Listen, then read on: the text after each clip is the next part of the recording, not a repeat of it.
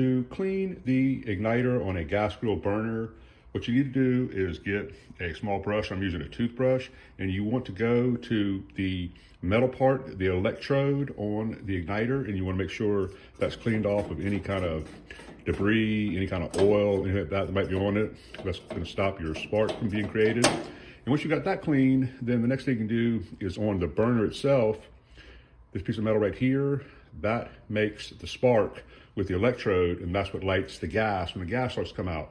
So just make sure that you have the metal part of the electrode nice and clean.